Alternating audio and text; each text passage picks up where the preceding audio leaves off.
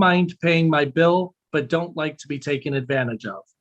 When calling the village, I was told my bill was late due to COVID-19, so I feel I should not have to pay this extra fee due to COVID-19. Randy Waters, 349 Skyline Drive. Would we like to address that?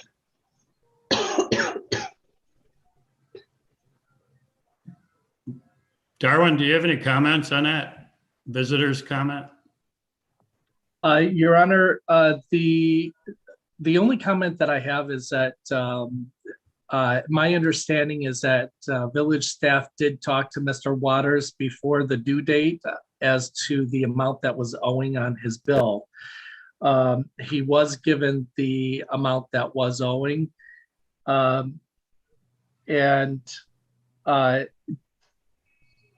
And I believe the conversation that occurred with Mr. Waters was that some people have been experiencing a delay in receiving their mail because of the COVID-19 pandemic and issues that the Postal Service has. This is not an issue with the village itself. Our water and sewer bills are going out on time. Okay, thanks. We'll go to the approval of the minutes of the last meeting. I need a motion. Well, hey, Bob, could we go back to that for just a moment? So how will we be handling, what's the plan of attack? What's the plan to address Mr. Waters' concern? Darwin, will you be connecting with him? Would Treasurer Hudson or Clerk Novak or Clerk Receptionist Kester, how will that be handled? If council, generally, any customers who request consideration for a waiver of the late fees or penalties, administration does not have the authority to waive those. I brought this to the attention of the village treasurer that we do not have the authority, that only the council has the authority to grant waivers. So we should be directing citizens to the council for any consideration. If the council takes no action on a request for a waiver, we will follow up with that customer and let them know that that no action was taken and that the late fees do continue to apply. Okay, so if I'm understanding you correctly then, Darwin, that the office, you yourself, the treasurer, no one can go ahead and waiver a late fee. The only way a late fee can be waived is through council. And if council wanted to look further into this situation, how would we do that? The council could request administration to follow up on the request and provide additional information to council if you wish us to do so. And we could provide a report to you for your next council meeting and place it on the agenda as an action item. Okay. Okay. Thank you for the clarification. Is that something we have to decide right now then, Darwin, or is it something that we would discuss later in the meeting? As far as this particular request is concerned? Yes, sir. So for this particular request, all we would need from council is that you are interested in having administration provide additional information and a recommendation for the April 26th meeting. There's no motion or anything that needs to be made for that? There would be a motion that would need to be made for that. There would need to be a motion made for that. So I would recommend that you add it to the agenda. You can make it the last item on the agenda, but we would need an adopted motion for that. Okay. I do have a quick question, Darwin or Brandon. Has anyone else in Coach Light Estates contacted you about similar complaints with their water bills not arriving on time? I will turn that question over to Brandon. He would be in a much better situation to answer that than I would. Sorry. I don't know particularly about colitis in general, but yes, I have had several people the last couple of months in the same situation that Randy has been in. And we just unfortunately cannot do anything about it because we found out from government that we don't have the authority to do such a thing. So it is something that's happening all over town, not just Coach Knight specifically. I would recommend that you add it. Say that again? I think that was somebody who was had their mic opened up, Brandon. I appreciate the information. Thank you. Welcome. So let me ask, do we want to put that on the end, or do we just want to say that, you know, our administration has done what they've done and we can't do that for one person because then we're going to have to do it for other folks? Or do you want to discuss it further? We'll put it on at the bottom of this. I would like to have a little bit of a discussion, Bob. I'm not sure how the other council members feel about it, and I would like to have their opinion. Yeah, we shouldn't penalize village residents for mail issues. I mean, that's something we should definitely discuss. Okay. Yeah, and I'd like an idea. Maybe we don't discuss it yet in this meeting, but maybe at the next meeting, I'd like an idea about the approximate number of people who are having a similar issue. Especially those that weren't habitual late payers. If they're habitually on time and all of a sudden are running into this issue because of the mail, I don't think that's not good justice, I guess we'll say. I think it's something that So we need Darwin, to. can I just have you put that on the agenda for the next meeting? We can definitely put it on the next agenda unless council wanted to discuss it at the end of tonight's agenda. I think we have enough to discuss, so we can just put that on the April 26th meeting. Jerry has some questions. James does. Yeah, I would like to see some data from Brandon or possibly Darwin on the number of people who are paying on time who are running into this issue. All right. Absolutely. As well as what date we're sending out our bills and how long they're taking. That makes sense to get that information. Okay, sounds good then. Thank you for bringing it. Thanks for that discussion, Bob. And thanks to Randy for bringing that to our attention, Randy Waters. Okay, we're going to move to the approval of the minutes of last meeting.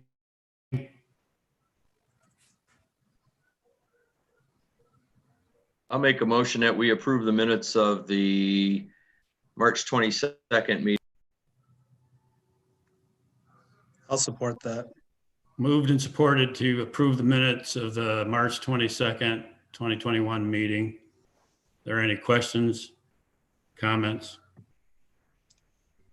Now you can call the roll, Lisa. Mike, Yes. James, Yes. Jerry, Yes. Barb, Yes. Jan, Yes. Gwen, Yes. Bob, Yes. Motion carried. First action item, request for water service 101 MacArthur Street, Dan and Ashley Bailey. Your Honor, we received a request from Blissfield Township residents, Dan and Ashley Bailey, to connect their home into the village's water system due to the poor quality of their well water and other concerns that they have. And I provided council with a copy of the letter of request. My understanding is that the village has a longstanding policy of requiring properties outside the village to be annexed into the village boundaries as a condition of providing water or sewer services. We did review village records to see if we had any type of adopted policy, council policy regarding this matter. So far, we have not identified any written policy. So if the council wishes to continue with that practice of requiring properties to be annexed into the village as a condition of receiving utility services, my recommendation to the council is that you adopt a formal policy so that it's clear that this is our policy. And my recommendation is to address it by amending the village's water and sewer codes to make it clear that that is a requirement, but also include language in the ordinance that allows the council discretion in unusual situations to waive that requirement, as long as the council places on the record the reasons for that waiver.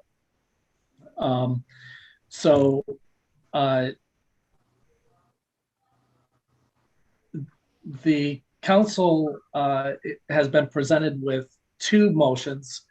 One is to approve the request with certain conditions, and that is that the property owners enter into an acceptable annexation agreement with the village to permit their property to be annexed into the village at their expense prior to receiving water service. Two, that the property owners obtain all necessary permits prior to connecting to the village's water system at their expense and in accordance with all state and local laws, policies, and regulations. And three, the property owners install their property water service line and make the necessary connections to the village's water system at their expense, with the village attorney and the village administrator to be authorized to cooperate and coordinate with Blissfield Township and Lenawee County to assist in meeting those conditions. And second, the second motion would be to direct the village attorney to draft the necessary amendments to the village's water and sewer system code of ordinances to require properties to be annexed into the village prior to receiving water or sanitary sewer services if the council determines that you want to continue that policy. With language that would permit the council to waive that requirement after placing the reasons for such a finding of waiver on the record, with the draft ordinance to be presented to council at your April 26th meeting for consideration.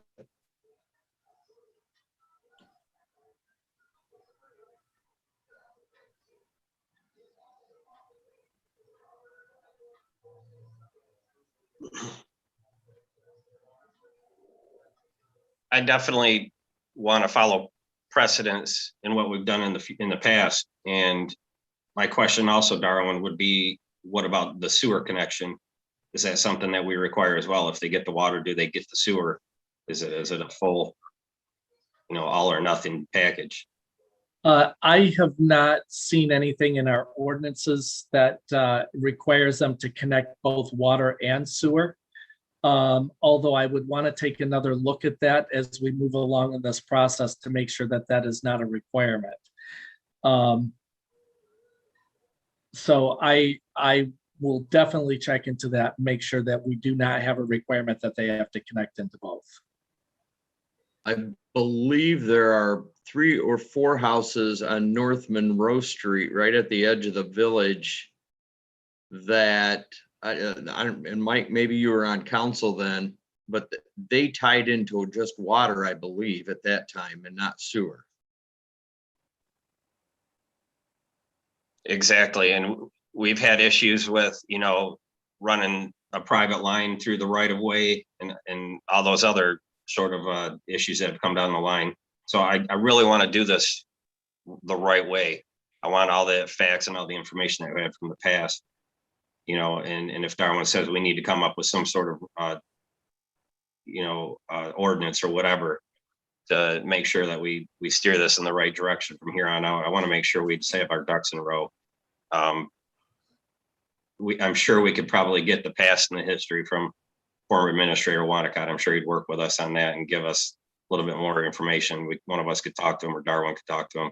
But again, it's about following precedents as well as, what's being fair.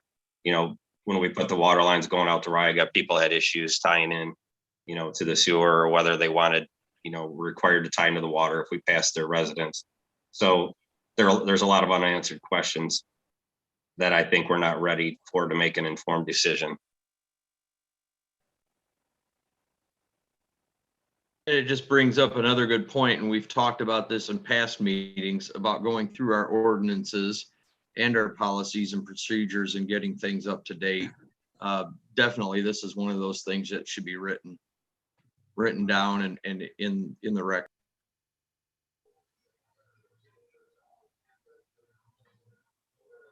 So if I understand correctly, then we're not going to take any action in this evening, and that Darwin, you're going to go ahead and do more investigating of what's been in the past practice regarding just water, sewer, and get that information provided to us for the 26th of April meeting. Is that correct?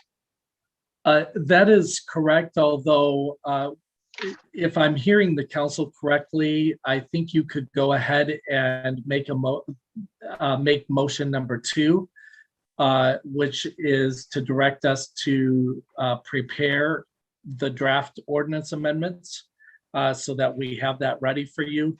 I think the real issue is motion number 1 and getting some additional information before you take action on the particular request. Yeah, I would agree. Thank you. So I need a motion for motion number 2. I would make that motion to direct the village attorney to draft the necessary amendments to the village's water and sewer system code of ordinances to require properties to be annexed into the village prior to receiving village water or sanitary sewer services, unless the council finds that it is in the best interest of the village to waive the requirement, and states the reasons for such a finding on the record, with the draft amendatory ordinance to be presented to council at the April 26, 21 regular meeting for consideration. A second. Moved So and seconded. why do we need to have these properties annexed into the village? What benefit is that for the village? Well, the benefit to the village is that the properties that receive village services such as water and sewer would also then be paying taxes to the village. So the village would be receiving additional tax revenues, which helps to pay for the other services of the village. So if you're going to require property owners to annex into the village, they would then be entitled to all of the services of the village, police services, all the rest of the services that we provide. But what it does is that helps to grow the village's tax base. So it becomes a mutually beneficial arrangement. And this motion still allows us to provide the variance or waiver to not be annexed in. Correct. Correct. As long as we have a specific reason, James, and we were to put it into writing, then we're okay with that. But it also would go ahead and having this this type of into an ordinance form, then we have it in writing, if you will, that this is going to be what it's supposed to be, unless there's an exception to the rule. Yeah, I'm just thinking about the current situation in West Sylvania, where there's a number of lawsuits going on for this exact reason, because water and sewer was installed, and because they're now being forced to be annexed into the city limits. I see this both ways. We can always sell services. If someone lives in the township and takes advantage of what Blissfield offers, whether or not they're on the water line. I mean, they're still benefiting from the village's services. So I don't know. Let's see. Whoa. Let's see what the language is that okay, I guess that's the wrong answer. Never mind. Yeah, I'm with Mike. We got to get this correct. We got to get our ducks in a row. The language has to be very specific though, so that we're not leaving ourselves open to a number of legal challenges. And how many people do you think are in a position to do this, tie into our water line, but remain outside the village? I have a quick question. Say, just hypothetically, if we were to allow them to hook up and something goes wrong with the water line, who's responsible for that? Would the village be responsible for that, or would Bailey's be responsible for that if they aren't annexed into the village? Jerry, if I could speak to that, if the service would be extended without annexation, I would recommend it only be done in a written agreement that would spell out those obligations should something go awry. That way everybody's clear. And it doesn't have to be rocket science. It could be a 2-3 page agreement that if something goes wrong with the water line on Bailey's property, then it's Bailey's responsibility. And, from the tap backwards on village property, that's village problem, but it could be addressed in an agreement. We already have 5 or 6 properties out on Beamer Road that have water only, and they're not annexed into the village. I don't know what their contract reads, but that's what it is. What about, there's 2 houses out at the west end of town as well, on the other side of Wellsville. Yes. That have water. So again, it's just getting the information and the facts of what were the requirements, what are the requirements, and sticking with those, or at least coming up with a solid plan to where we're setting the precedence and moving forward. It's going to be fair across the board. So if I hate to interrupt or repeat, I just want to make sure I'm understanding. So Jan, you're saying there are already residentials that are not part of the village, but they still receive the water services. Correct. I didn't realize that. My assumption was if anybody received water services that they were part of the village. So I didn't know that there were residences that were in that capacity. I did not realize that. So Darwin, if you could perhaps give us a number specifically, that would be helpful, I think, as well, the specifics of it. Yes, Thanks, Jan. we will provide that report. And those are the residences that pay double, correct? Yes. So that's what it means then, Mike, when it says the non-residential rate for the water. Is that correct? I see. Okay, I got you now. All right, thank you. So we still need to move on to motion number 2. If there's no further discussion. Does Dan, you're on here, right? Do you want to say anything before we move on? I do not have anything to add at this time. All right, thanks. Thanks. Okay, Lisa, you can call the roll. Barb. Jerry. Yes. Jan. Yes. James. Yes. Wen. Yes. Mike. Yes. Bob. Yes. Motion carried. Yes, Darwin, we definitely need some information and answers to some of the questions that we had. Yes, we will place this back on the April 26th agenda. The ordinance amendments, and we will also provide you with a report with additional information. All right, thank you. Action item number 2 is the wastewater treatment improvement project, approval of contract pay request number 1, engineering invoice through March 28th. Your Honor, and members of council, administration is requesting that village council approve the contractor pay request number 1 and payment of engineering invoices through March 28th, 2021. The village's engineers have approved the contractor's pay request as presented and recommend payment. You've been provided with a copy of the contractor's pay request as well as the engineering invoice. Once the payments for the contractor and engineer are approved by council, the requests are forwarded to the USDA Rural Development Agency for review and approval and release of funds.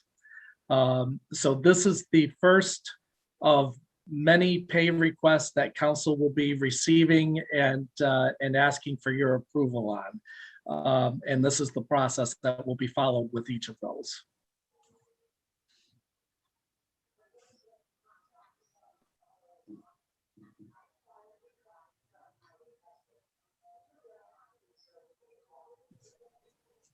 Need a motion.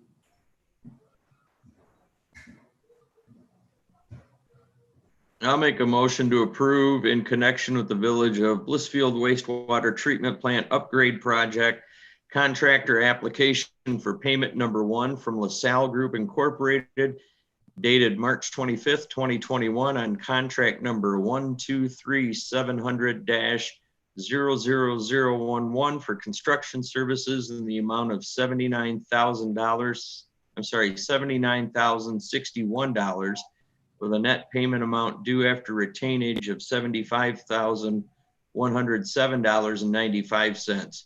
To approve payment of the invoice dated February 26th, 2021 from Pogemeyer Design Group for engineering services in the amount of $10,668.13, and to authorize the village administrator to execute all necessary documents relating to these payments and to submit them to the USDA Rural Development Agency.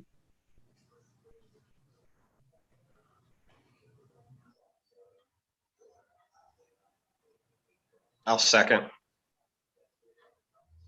Moved and seconded to approve the motion to the wastewater treatment improvement project. Are there any other questions, comments? If not, you can call the roll, Lisa. James, Yes. Mike, Yes. Jerry, Yes. Gwen, Yes. Barb, Yes. Jan, Yes. Bob. Yes, motion carried. Action item number 3, condemnation process for 132 South Monroe Street. Schedule public hearing. Your Honor, if it's okay, I will turn this item over to Police Chief Greenleaf and Village Attorney Jubai for an explanation and to answer any questions. I volunteered to assist Darwin with this cast report on this matter since I've been around for the last 4 years and knew the history pretty well, through the discussions with council on this property. And as we know, the property did suffer a fire in October 16. Since that time, there have been unsuccessful attempts between the village and the various property owners to get the property either brought back into code or demolished. The current owners of the property sent a letter which was received 2 weeks ago. In that letter, they indicated that they felt that they had paid enough in back taxes and current taxes that they didn't feel they should have to burden the cost of demolition. There was no indication that they plan to rehabilitate the property. And at this point, I discussed this with Jeff, and the option at this point is for council to schedule this for a public hearing to proceed with condemnation procedures.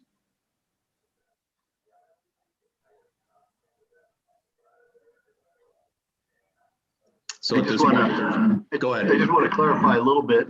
Yeah. We're not really condemning the property because we're not going to take the property over. But under our statute or under our ordinance, a dangerous structure, we have to have the hearing to have it declared a dangerous structure, give them the opportunity to be heard. And if they don't show up or they don't take any arrangements to fix it, then we can do the work and charge it against the property. But we're not actually going to take control of the property. Thanks, Jeff. So I was relying on you for those clarifications. Anybody have any questions? So Jeff, if I understand you correctly, with the amount of money that it would cost to demolish the said property or material at the property, that would be the owners that own the property would be responsible for paying it. That's what I'm hearing you say. Yes, it would become a lien on the property. Then Okay. whenever that property gets sold, that lien's got to be satisfied. And then that money would come back then to the village. We would be reimbursed, for lack of better words, for the cost of taking care of the property. Correct. Okay, thank you.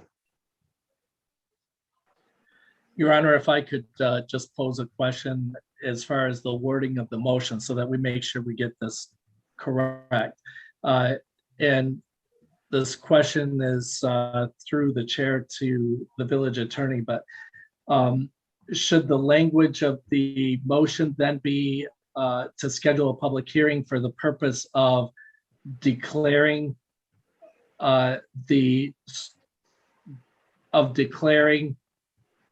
the structure as dangerous rather than for the purpose of condemnation? Let me take a stab at it. I think the motion would be, the motion is to declare the structure, or what's left of it, at 132 South Monroe as a dangerous structure under the Blissfield Village Ordinance. Instead of public hearing, I think it's have to be 30 days from now. I don't know offhand, I can't recall. For the owner to appear and answer as to a plan to rehabilitate the property.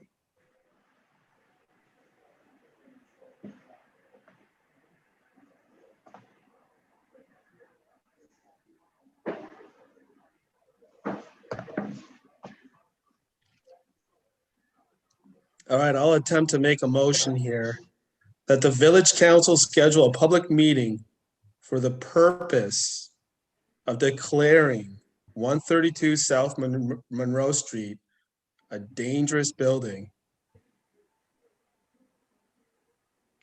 and set a meeting at Is that all right, Darwin? If the motion could be to schedule the public hearing for Monday, May 24th.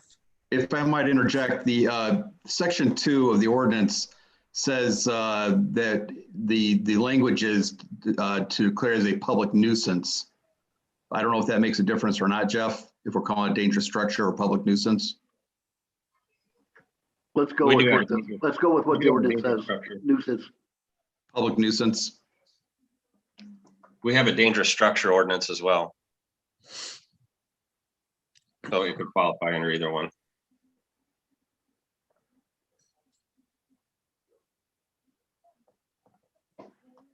So does he have to state his motion again, Darwin, or? Just if he wishes to concur that the language would be to schedule the public hearing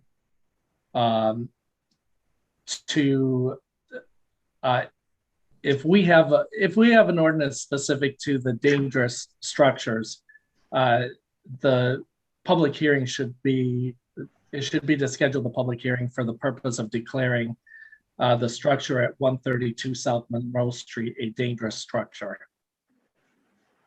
I concur with that, yes. And I think, wasn't that your motion, James? Yeah, can I concur with that? Or do I have to restate the motion? You don't have to restate it as long as you've agreed that that's how the motion will read. I'm in agreement. I'll second that. Been moved and seconded to do the recommended motion. Is there any other questions or comments? If not, you can call the roll, Lisa.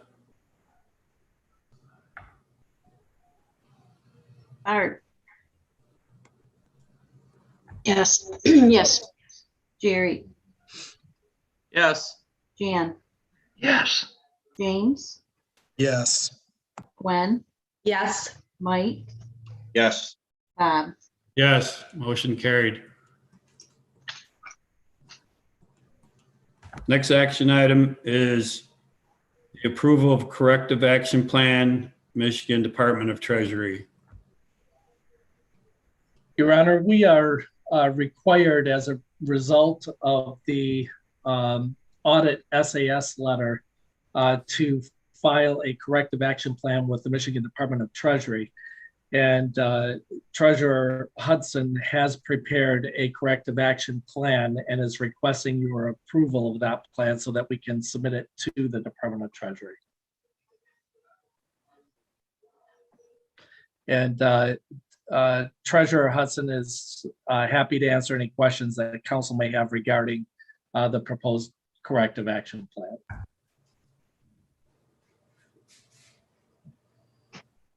I don't have any questions for you, Brandon, but do you recall this being done last year? Did you do this last year at all?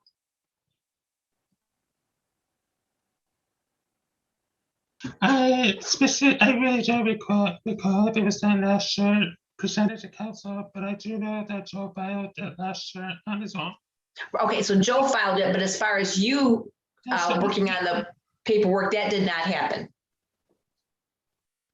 I do not know if council was aware of it or not. So Okay.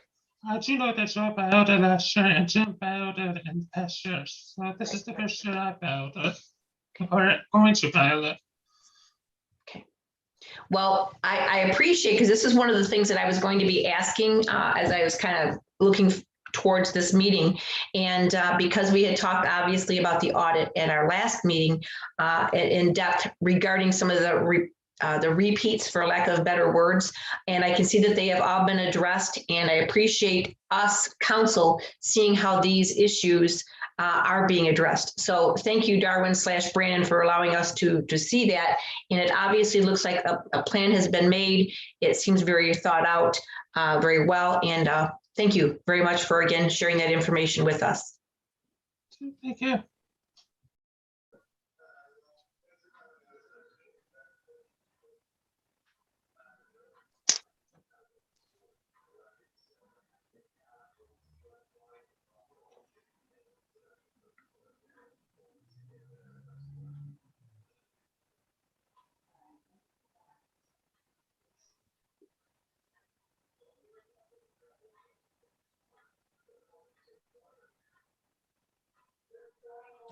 Your Honor, if there are no concerns with the draft corrective action plan, it would be appropriate for council to adopt a motion to approve the fiscal year 2019-20 audit corrective action plan as presented, and authorize the treasurer to submit the plan to the Michigan Department of Treasury for consideration.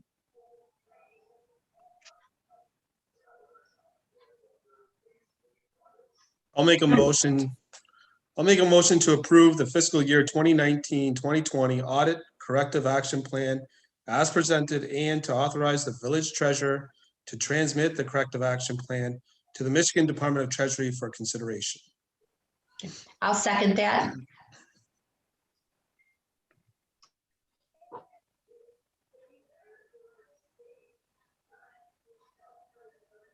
Hey, Bob, you have to unmute yourself, buddy.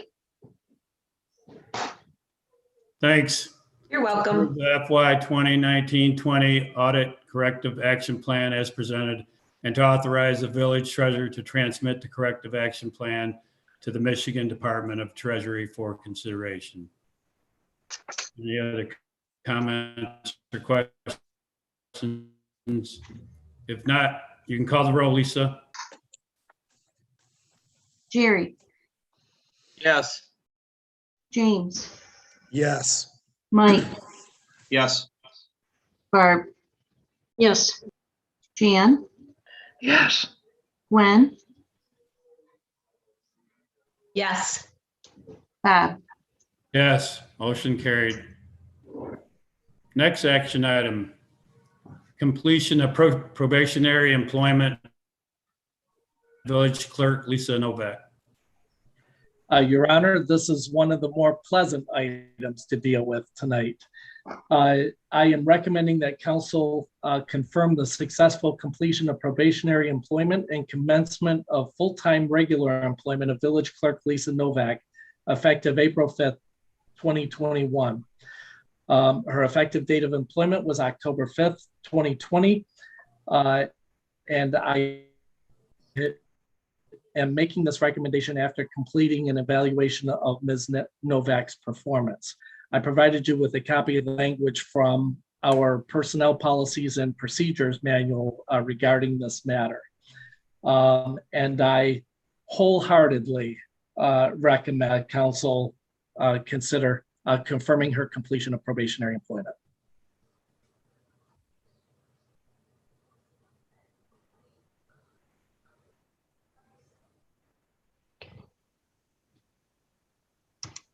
I'll make a motion to confirm the successful completion of probationary employment and commencement of full-time regular employment of Village Clerk Lisa Novak in accordance with Section 2 of the Village of Blissfield Personnel Policies and Procedures, effective April the 5th, 2021, and approve the adjustment in annual salary from $46,030 to $47,450 in accordance with the October 1, 2020 adopted Village of Blissfield wage scale.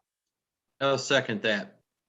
Moved and seconded to confirm successful completion of probationary employment for the Village Clerk Lisa Novak.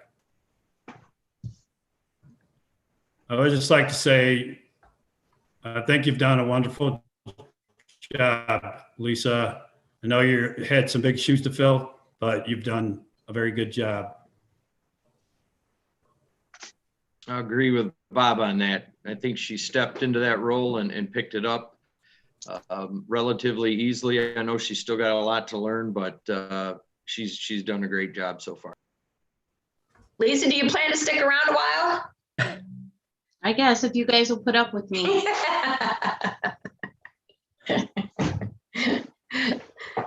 All right. You can call the roll. Jan, Yes. Gwen, Yes. Mike, Yes. Barb, Yes. James, Yes. Jerry, Yes. Bob. Yes. Thank you. Congratulations. Well deserved, Lisa. Thank Next you, action Lisa. item is Do we need to go back to number 4? we removed that one. We did remove it? Okay, sorry, I must have missed the beginning. That's okay. I said that at the beginning. Sorry. Anyway, next action item is the FY 2021 budget amendments, Director of Community Service Salary and Benefits. Your Honor, administration is requesting that council approve the necessary budget amendments to provide the appropriations to fully fund the salary and payroll taxes for the new Director of Community Services position. While the budget amendments will have no net impact on the general fund budget, they do require transferring monies from the village administrator department to the pool and recreation departments within the general fund, requiring approval from the village council. And as I noted, as it turns out, because of some additional monies that were budgeted in the village administrator's budget for the economic development director position, and we're not entirely sure why those additional monies were budgeted, but we do have the funds available to cover the additional expense for the position without having to rely on general fund reserves. As I also noted in my background brief to council, because we are in the middle of the fiscal year and with the aquatic center season just starting, we do not have to fund the full $6,000 increase in salary for this fiscal year. The actual cost for this year is $3,480. So with that, I'm happy to answer any other questions council may have regarding this matter. So the remainder will be funded in the following fiscal year, but the current calendar year. It will be the full $6,000 will be budgeted in the next fiscal year. Okay. Which starts on October 1st. Okay.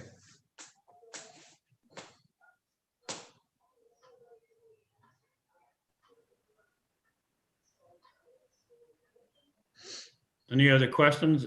If not, we need a motion.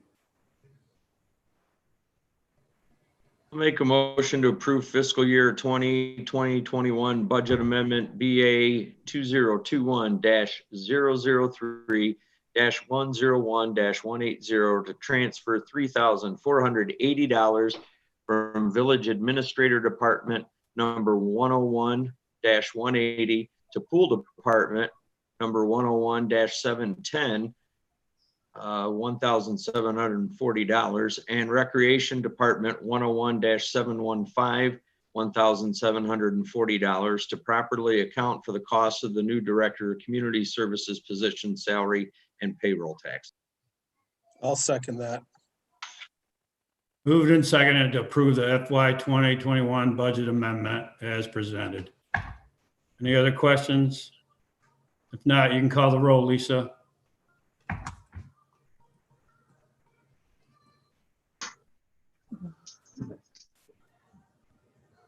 Jerry, Yes.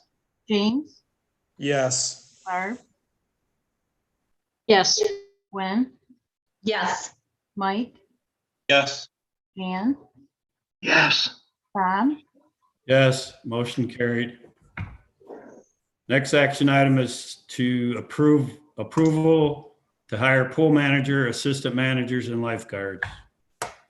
Your Honor, these next three items that you have on your agenda, I am going to refer to our Director of Community Services, Heather Marks, so that she can give you more information and answer any questions you may have.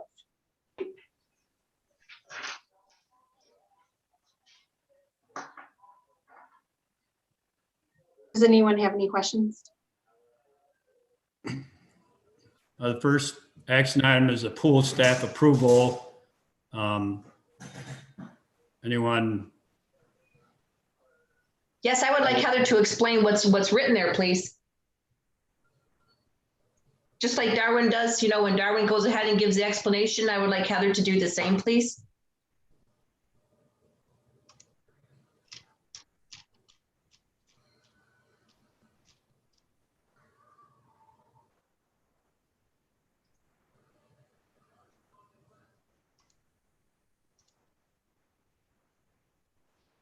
I'm not sure if we've lost Heather.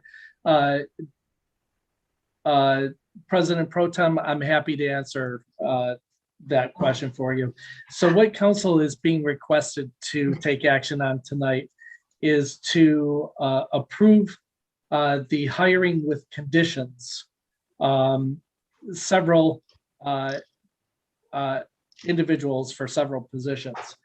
Pool manager, Nicole Jalis, I believe is how you pronounce the name, but I'm sorry if I pronounce Jalis. Yes. I apologize, Nicole, for that. Pool assistant managers, Jennifer Saxton and Carly Marsh.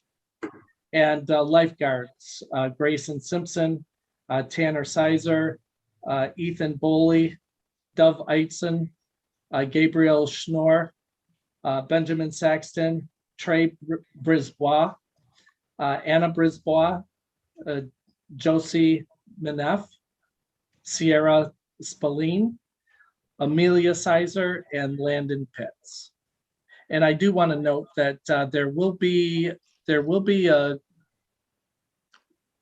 a couple more, maybe 3 more appointments that will be coming to you later. We do have some additional interviews that are taking place, but which is a good situation for us to be in. But we are requesting the hiring of these employees at this time with the conditions that they must complete the proper paperwork, background checks, lifeguard training, and pre-employment physicals. So that's in the works right now, Darwin, the paperwork and background check and their training that's taking place now or will be? It is in the works as we speak, contingent upon council's approval of their hiring tonight. One thing to mention, it looks like we're bringing back maybe 5 or 6 approximate employees from last season. And generally, I know the pool, again, costs a lot of money, but I think the right thing to do, any other employee, any other part-time employee, if they come back, they return for another year, be it DPW, part-timer or whatever, they get an additional stipend. I think it would make sense to give anybody on year 2 a quarter additional. I know it's not a lot, but again, they know the pool, they're coming back, they're obviously dedicated. I think it would make sense. It's not going to cost, it's not going to break the bank any more than the pool's already breaking the bank. I think that's just the right thing to do. I'd agree with that. That's a good suggestion, Mike. Thanks. So with that, I guess I'll make the motion to approve the following staff for the Blissfield Aquatic Center for the 2021 season with completion and verification of the proper paperwork, background check, lifeguard training, and pre-employment physicals. Pool manager Nicole Dallas, Assistant pool managers Jennifer Saxton, Carly Marsh. Lifeguards Grayson Simpson, Tanner Sizer, Ethan Boley, Dov Eitzen, Gabriel Schnorr, Benjamin Saxton, Trey Brisbois, Anna Brisbois, Josie Minef, should be Sierra Spallone, Amelia Sizer, and Landon Pitts. As well as, I mean, if we have more in coming up for the other 3, I think it would just make sense to pass those as well. I think we can trust our administrator and our community services director to make those hirings so that they can just be trained and get moving forward with it. So we don't have to wait the next 2 weeks. That would be my motion. Did you second that, Jerry? Yes, I did. Okay. Moved and seconded to approve the following staff for the Blissfield Aquatic Center for the 2021 season. Any other questions or comments? Do I have a conflict of interest here? Does he, Darwin? I would actually refer that to the village attorney to make a decision on that. Say, probably so, just for appearances. We want to avoid any conflict. Can I friendly amendment that as well, Jerry, again, to add that 25 cents? Yes, I would second that. Per second for year 2 employees. Yes, I'd second that. Is that going to be recurring, Mike? Year 3 employees will enjoy a 50-cent raise? From the previous year, I mean, we would have to look at budgeting, but that's something we can do every year. Yeah. I'd recommend that, but yeah. That way you get that continued siloed knowledge, tribal knowledge being passed on generation to generation. That's a great idea. So is that friendly amendment put in there, Lisa or Darwin? Got it. Okay, thank you. Without any Further questions, you can call the roll. Lisa?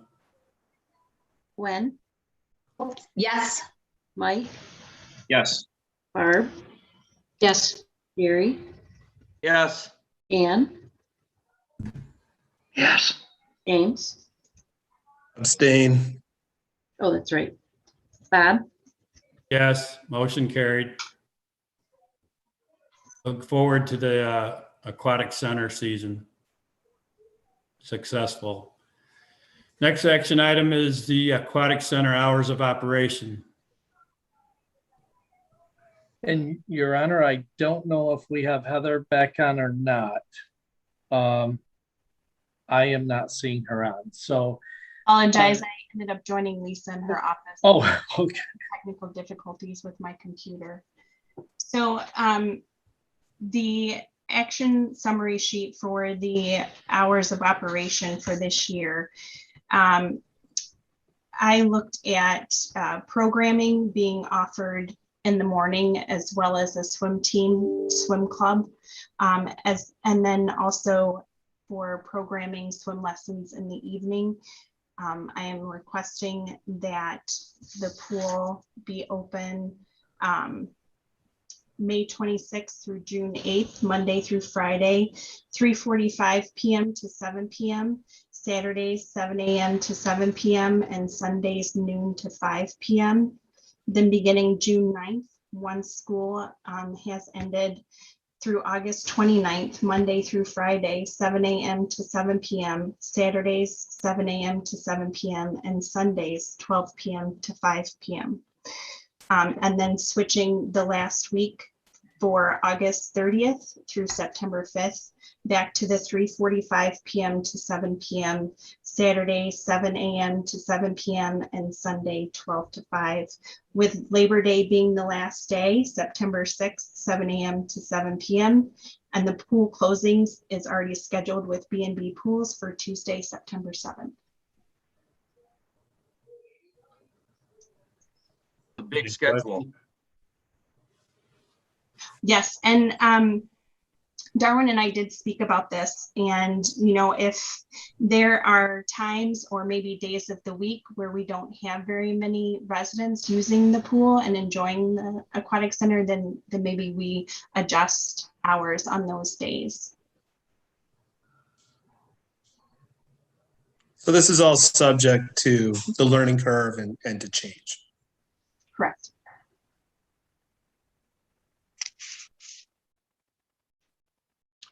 I will say I like it better than last year's schedule. Well, I think we found that we don't have to have that hour of in between sessions either. Mm-hmm. Why the short hours on Sunday? Why the decision up front to do that? We do have some lifeguards that are not available on Sundays, and some lifeguards that do attend church and would only be able to be available after 12 or so. And Heather, thank you for that explanation. I appreciate that.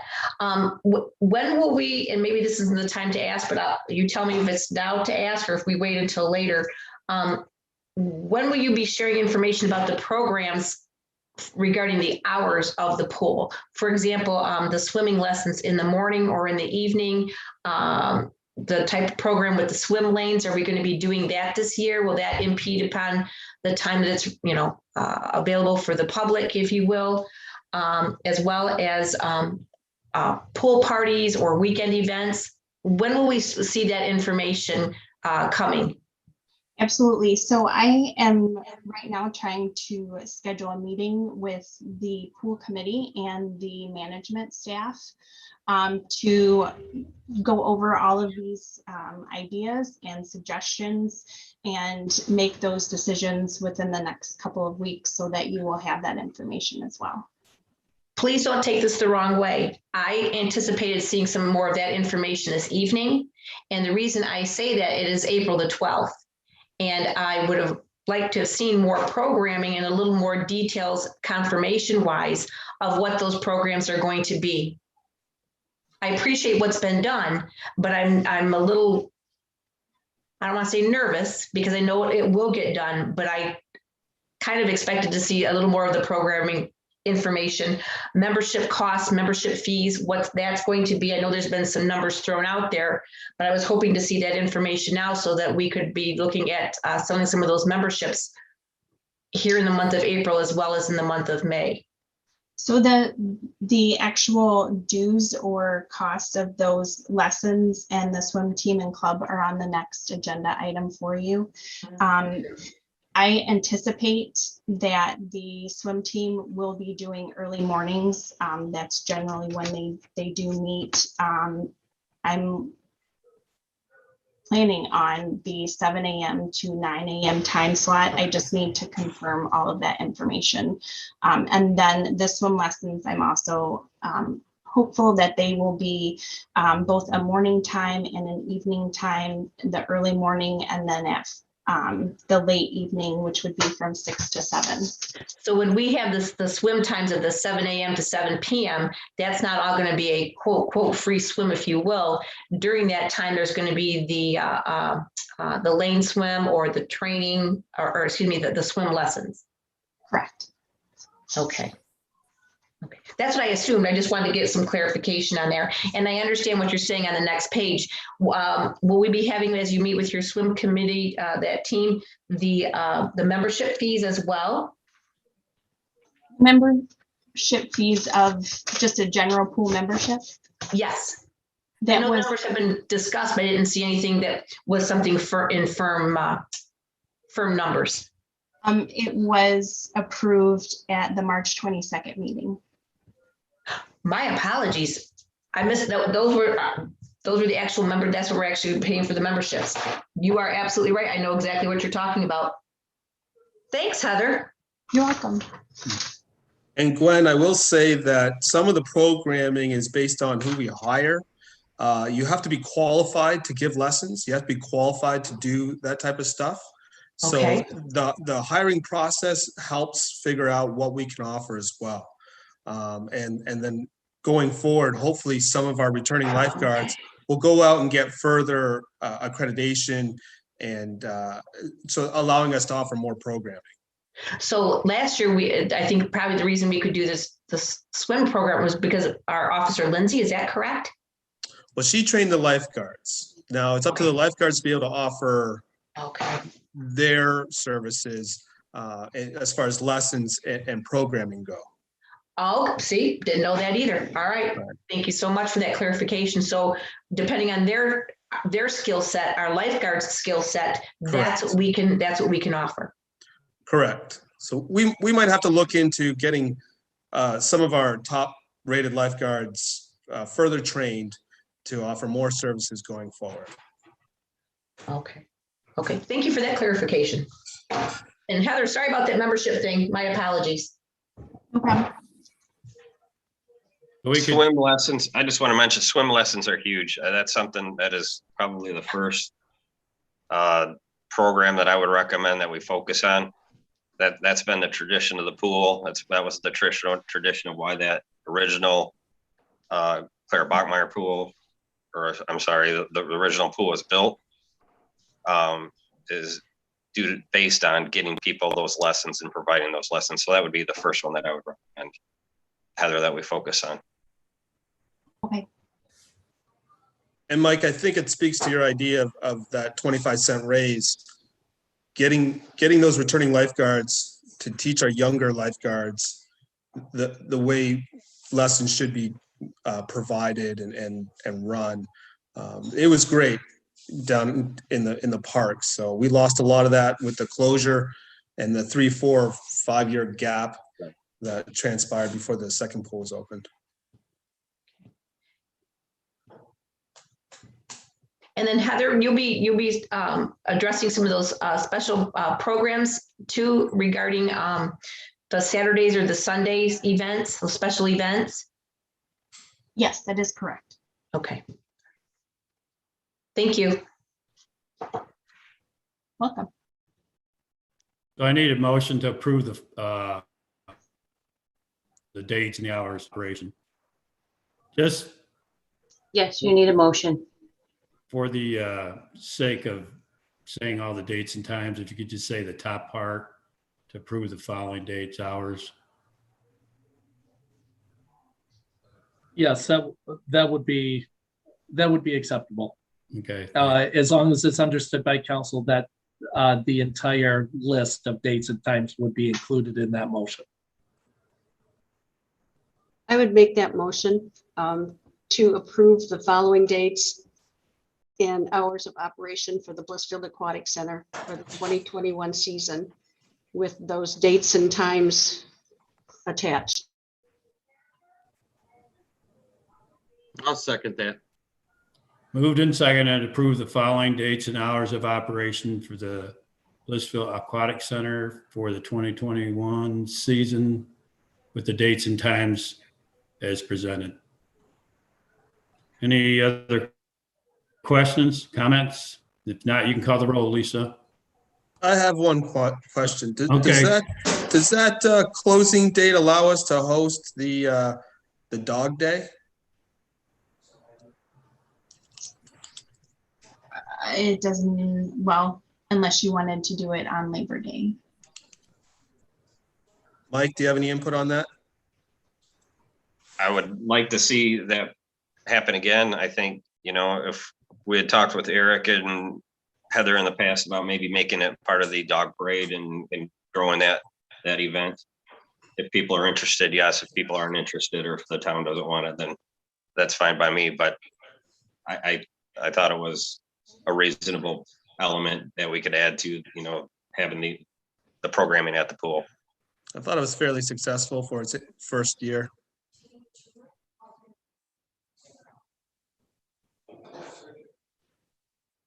I would be willing to work on that if somebody did want to see that move forward. Absolutely. All right. The closing date that is on with B&B Pools was already scheduled for the Tuesday, September 7th date. So I don't know if that can be changed because that is a part of the contract with them. In closing always depends upon having the lifeguards to keep it open too. A lot of them will go back to college, the end of August, whatnot. So we may need to cut hours, but that's, again, like James had alluded to, it's a learning process and we'll go as we need to adjust the times if we have to.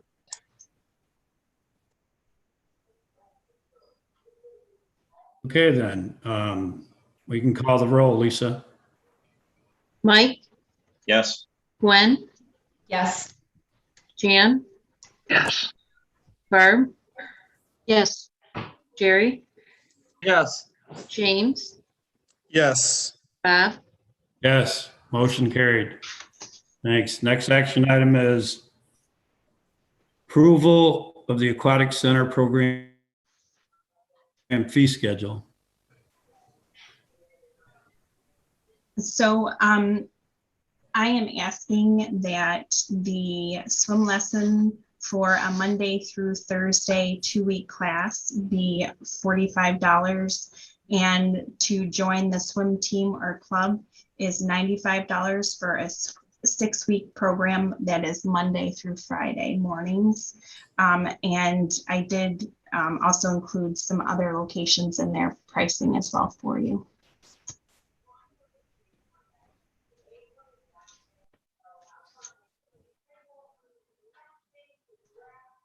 Heather, how did you come up with that for I know you compared like the bone pool lessons or whatnot, but again, going back to that sort of pay for play sort of thing, these programs need to almost be self-sufficient. So how do we know what it's going to cost to train the lifeguards or whatever to be able to provide the swim lessons to the community? So we will already have both of our assistant managers can do swim lessons. And then moving forward, the bone pool is $45 for a member, or the center is $30 for a member. So that is how I did the $45, because they do have a non-member fee as well. That's quite a bit higher than what they charge for a membership to do the lessons. The swim club, I spoke to someone that is willing to coach, and after speaking with her and understanding that this is our opportunity to grow our swim team, we won't know the exact dollar amount until we actually do a full year and get all of those final costs together.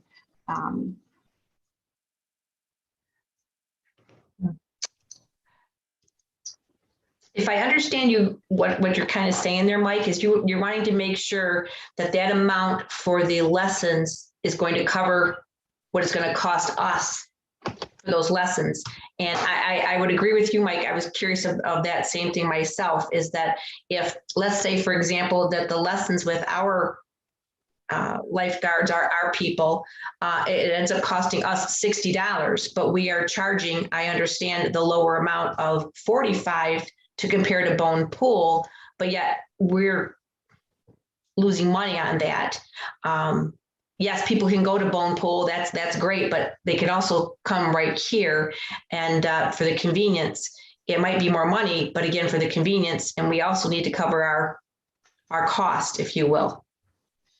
And I should state that these are our group lessons. So each guard would have, I believe it's 5 to 6 children at a time that they would be teaching. So these are not one-on-one lessons that we would be doing.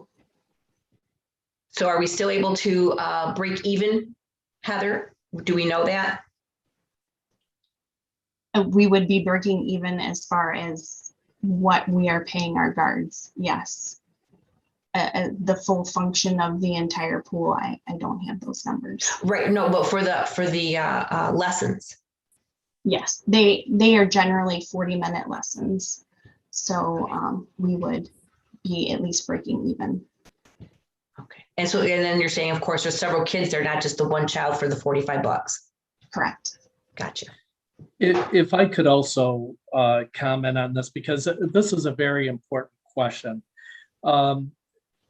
Heather and I have had considerable discussion on gathering data during this upcoming season so that we can start to calculate what the hourly cost is of operating the aquatic center, including staffing, including maintenance of the building and paper products, water and sewer costs, chemical costs, everything, so that at the end of this season, we will have a good idea of what it costs us on an hourly basis to operate. Then we can start to apply that and compare it to what we need to be charging for all of our different programs. And then we can make informed decisions, data-driven decisions as to whether or not certain programs make sense.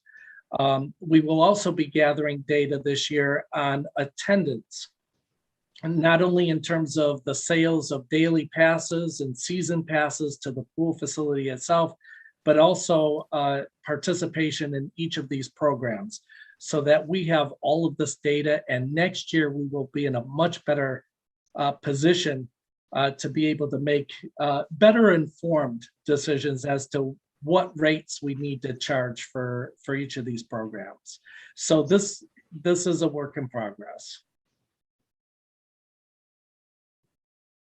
Heather, are there going to be any COVID restrictions as far as you know? We will be following both MIOSHA and the Michigan Health Department regulations at the time of opening, whatever is put in place to make sure that we are protecting both our employees and our residents. At that time, we'll be using those restrictions, if any. Yeah, Thanks. at this time, we simply don't know what restrictions, if any, will be in place under state orders. So we have to continue to monitor very closely the situation with the governor's actions, with the Michigan Department of Health and Human Services. MIOSHA also comes into play in terms of protecting employees. So we have to look at all of these orders and make sure we are meshing them together as we're operating the aquatic center and all of our other operations as well. So it is an ever-changing situation. And every time the governor holds a press conference to give an update on the COVID situation, I am watching those live so that we can stay on top of things. Okay, thanks. We're gonna need a motion moving forward. I have one quick question. Go ahead, Barb. I don't see pricing for non-members. We're just gonna have everybody the same. Correct. That is how I set it up. Okay, just making sure that's what you meant.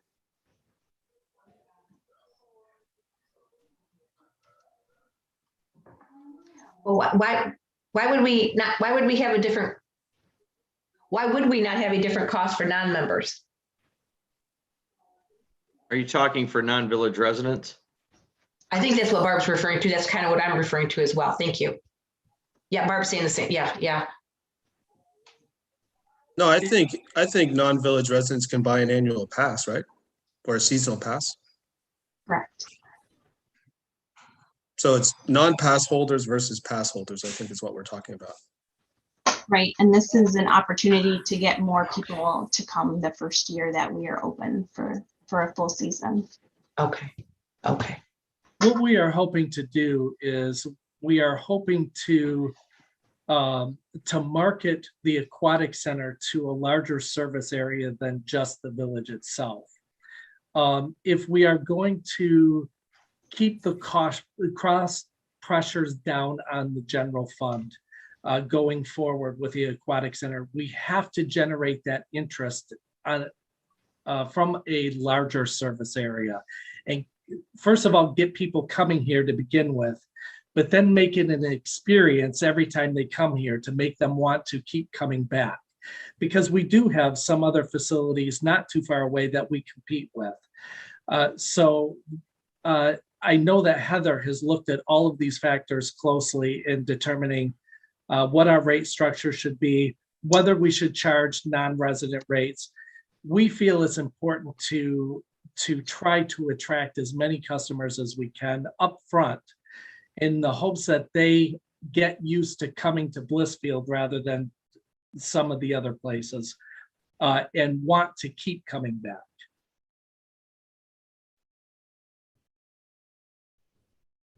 I'll make a motion to approve the following pricing: $45 for swim lessons for a Monday through Thursday 2-week class, and $95 for the swim team for a 6-week program running Monday through Friday.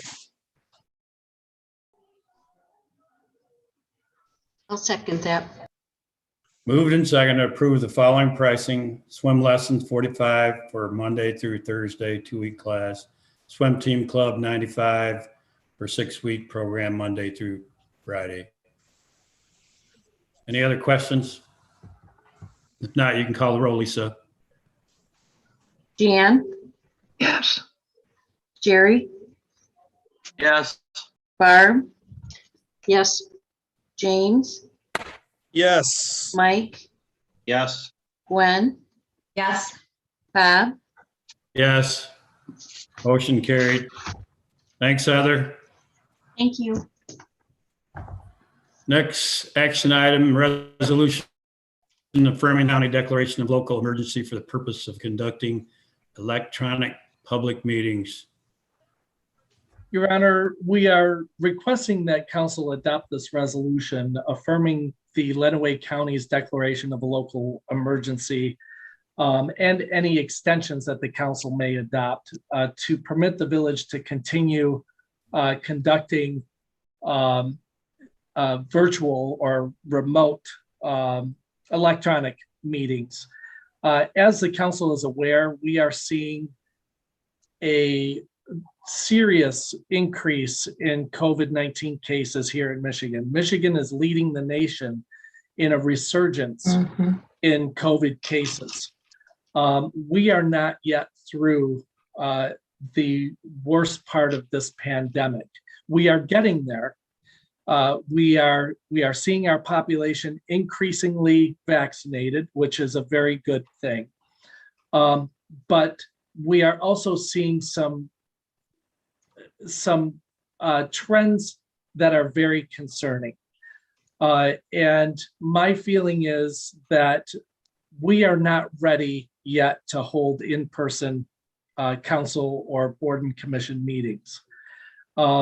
We still have restrictions that we have to meet from the state, and it is very difficult to meet those restrictions. We have an unusually configured village hall council chambers. It's quite small. While municipalities are exempt from the 25% indoor capacity limit, we are still subject to the 50% capacity limit. But there, and I would ask the village attorney to correct me if I'm wrong on this, but the state has, I think, overlooked one important factor, and that is, how do we determine if we are holding in-person meetings? How do we determine who can participate in person, meaning citizens, which citizens can participate in person, and which ones do we turn away?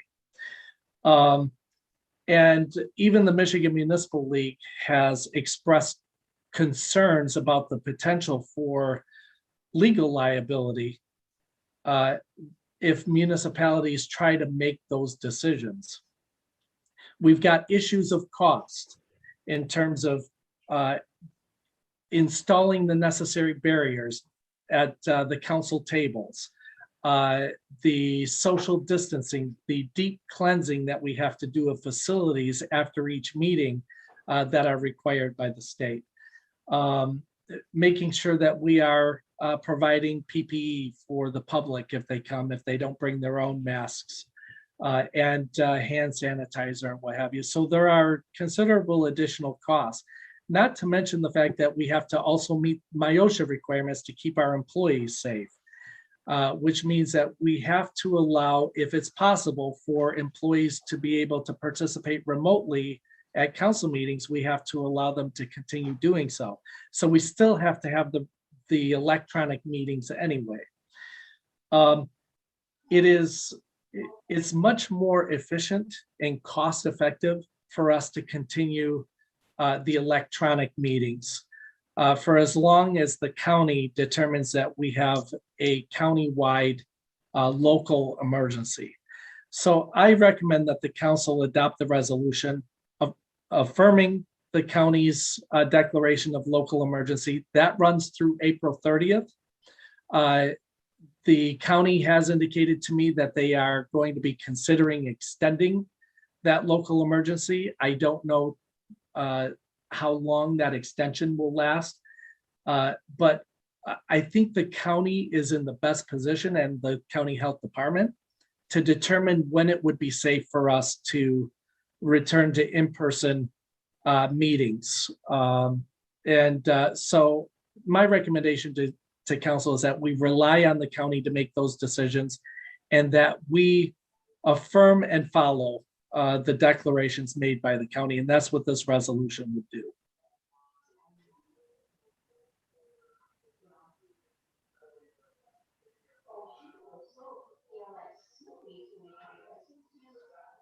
Any comments or questions?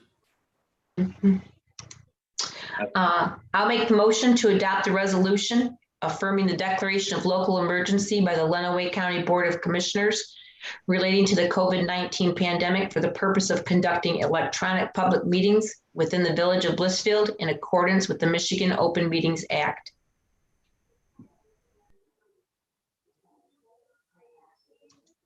I'll second. Moved and seconded to adopt the resolution affirming the declaration of local emergency by the Lenawee County Board of Commissioners relating to the COVID-19 pandemic for the purpose of conducting electronic public meetings within the Village of Blissfield in accordance with the Michigan Opens Meeting Act. Any other comments? If not, you can call the roll, Lisa.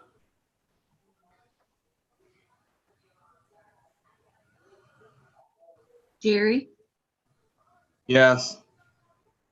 Jan, Yes. Barb, Yes. Gwen, Yes. Mike, Yes. James, Yes. Bob, Yes, motion carried. I'm moving on to the officers' report. Treasurer. Okay, so I sent out the bills on April 2nd because we were waiting for the rollers and the drums to be taken care of in the printer so that we wouldn't have the problem with the bills that we had the last month where people couldn't read them. So they came in on April 1st, took care of it. So I sent the bills out on 2nd. I had found that there's been a decrease from 508 delinquent accounts down to 430. So I'm taking the assumption that people are receiving their stimulus money and paying their bills with it. So I'm happy to hear that, to see that people are paying up. So, however, I do not see anything on the state of Michigan's website or anywhere, and I'm going to reach out to Jeff tomorrow morning and find out if we can start shut-offs again. And if we can, does council want to go ahead and have the continue on April 15th? Or do you want me not to do them?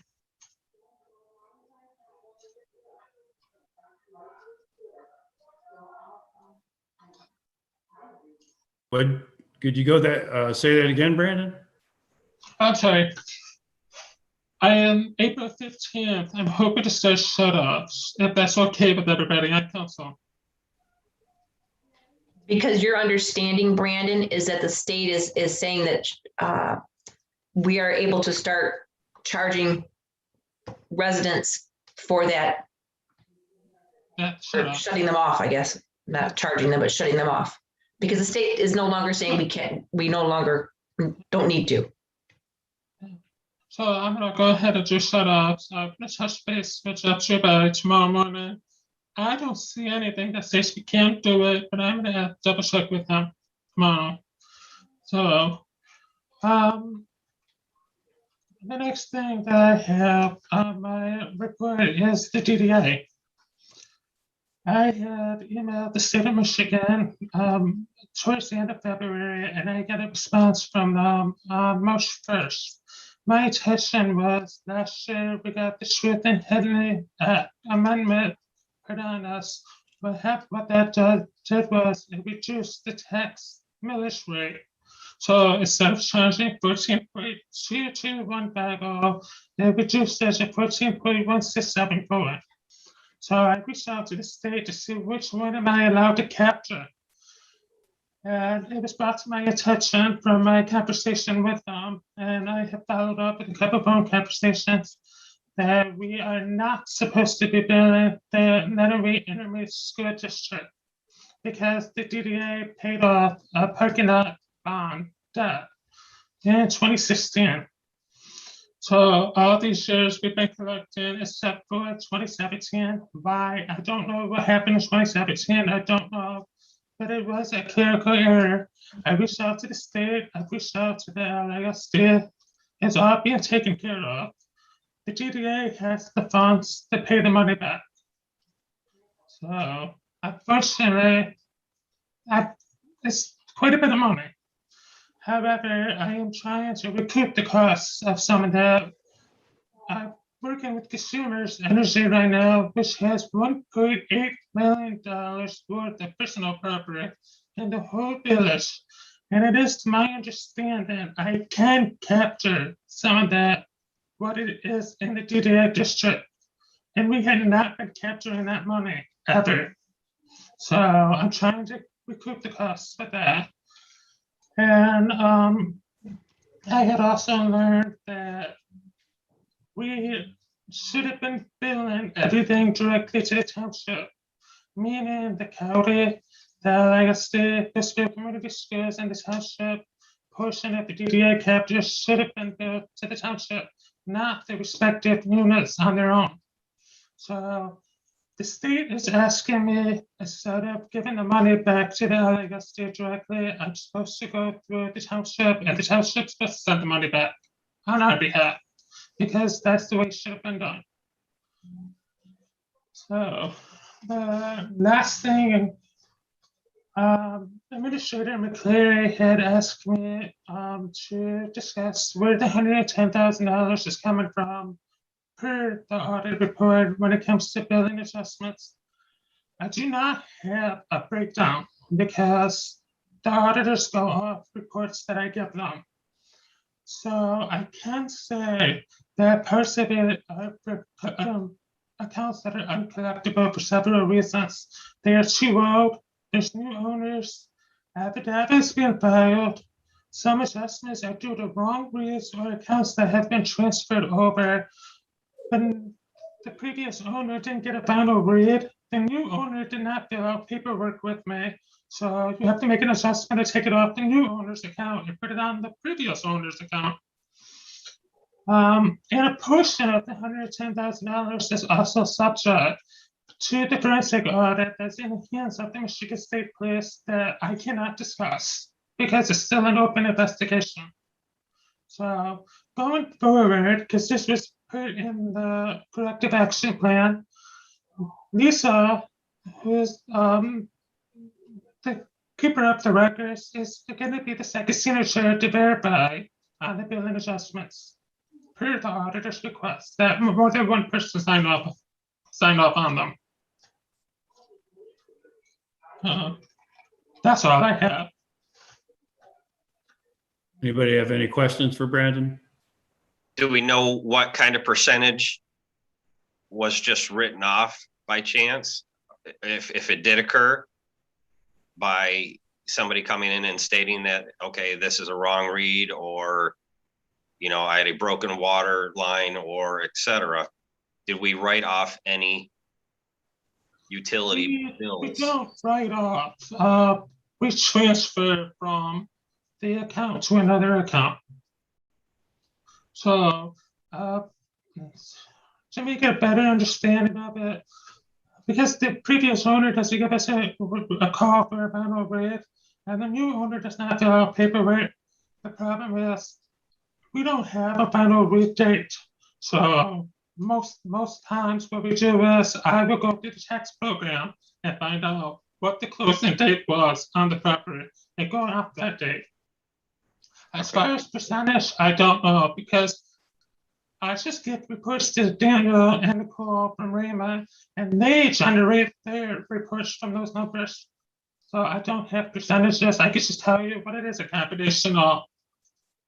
But my question is, somebody didn't just come into the office and say, I can't pay this because this reason, and we said, okay, and wiped it clean up their bill. Is that correct?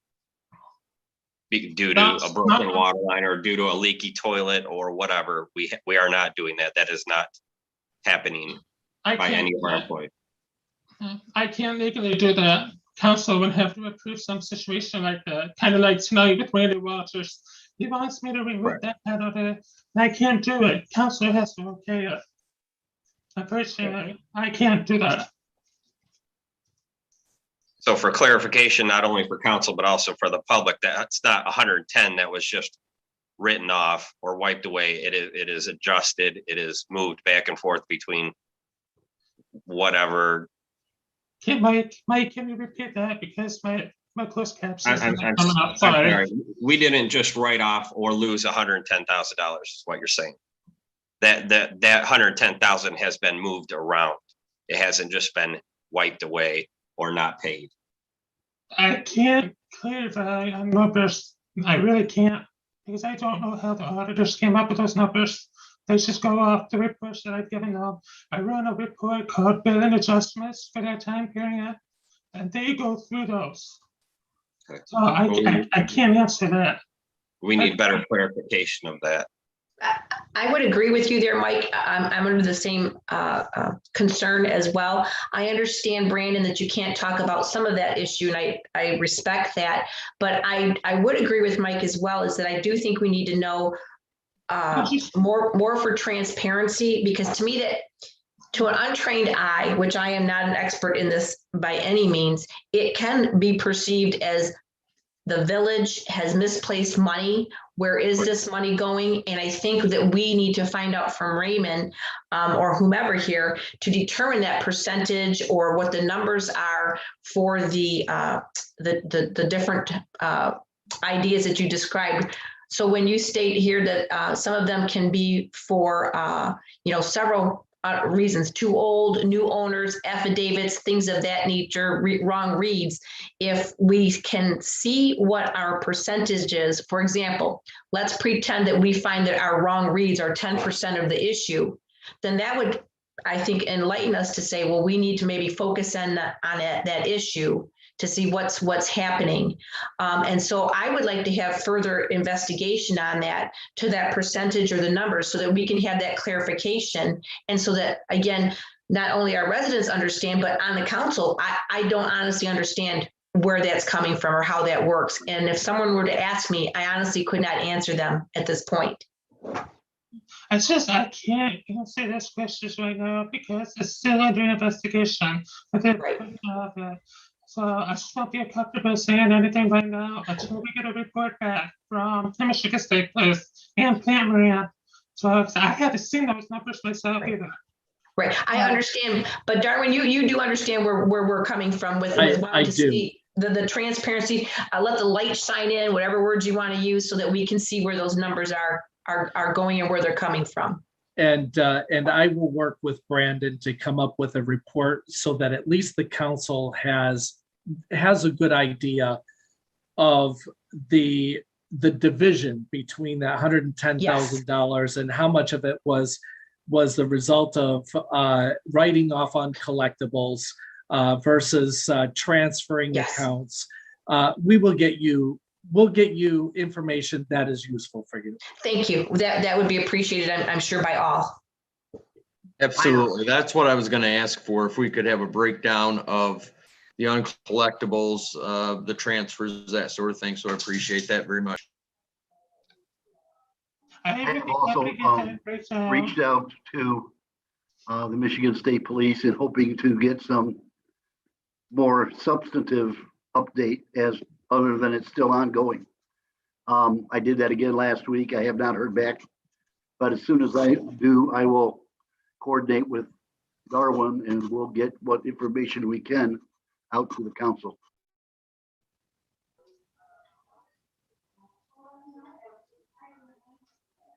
You haven't heard anything from them of when they think that this audit is going to be complete and turned over to us?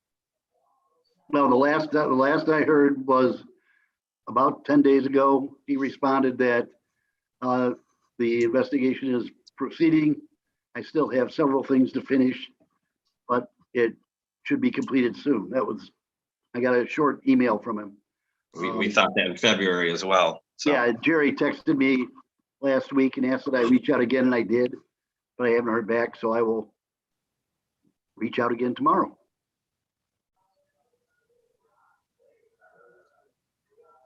Okay, thanks, Brandon. Thanks for your report. Okay.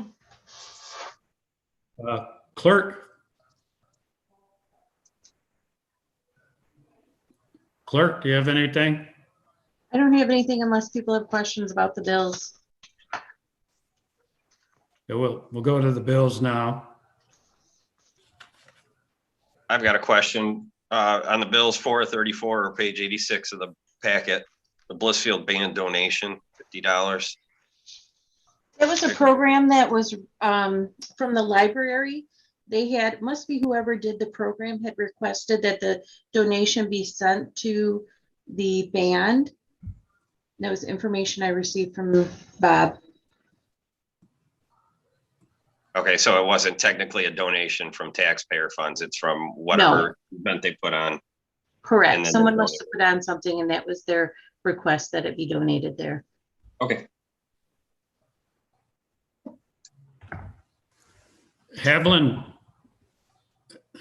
Products Company, it's the chemicals for the water treatment plant.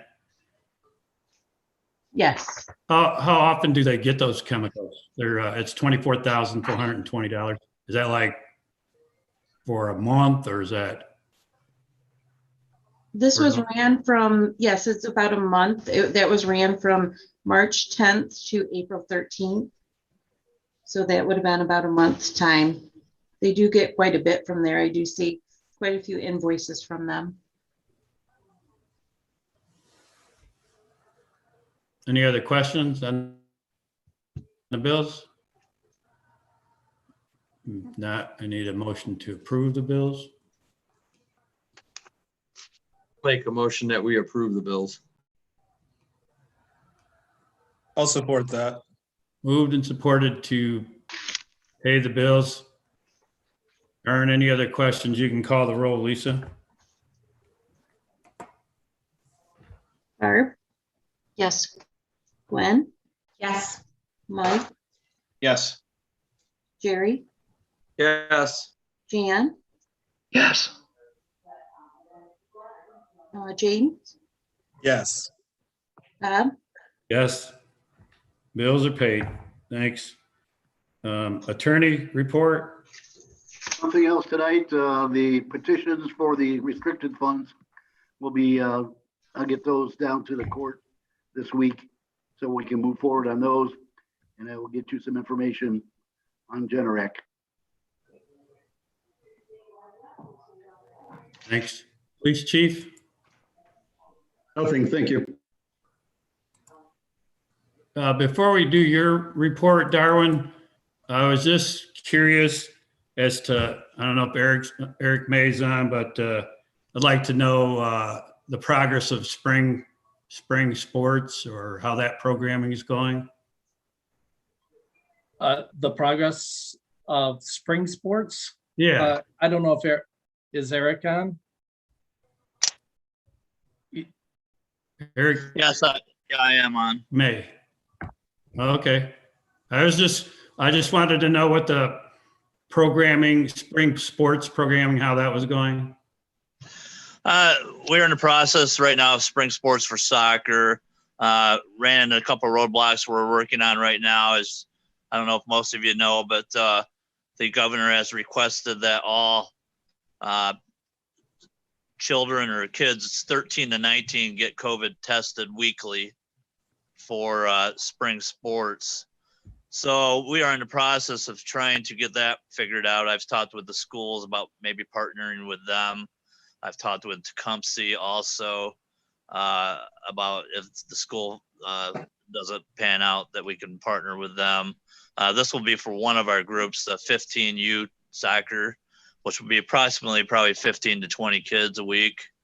So a lot of phone calls, a lot of work involved in trying to get that taken care of, so these kids can definitely have a safe summer and adhere to all the laws that that the state is putting on us right now. Now this is going to get reviewed again on the 16th, I believe it is, so, or 19th, one of those, and that I don't foresee it going away. So we are planning on making sure we comply with that order. The other thing is it's slowed down our registration a little bit. Do the players have to wear a mask? Do they not? I've spoke with Jeff about this. Jeff, any other follow up on that than since the last time we talked by chance? No, the last thing I have is still the only thing I have is that anybody over 5 years old is supposed to wear a mask. So okay, it is over 5 I'm years. going to keep looking though. Okay. Okay, it's because we do have 3 and 4 year olds playing too, and that was a big that seemed to be the group that was concerned the most, that they didn't want their kids wearing a mask. So I will make sure that people know that it's okay for the Yeah, just give me a minute to check that, because that guidance is not anywhere clear.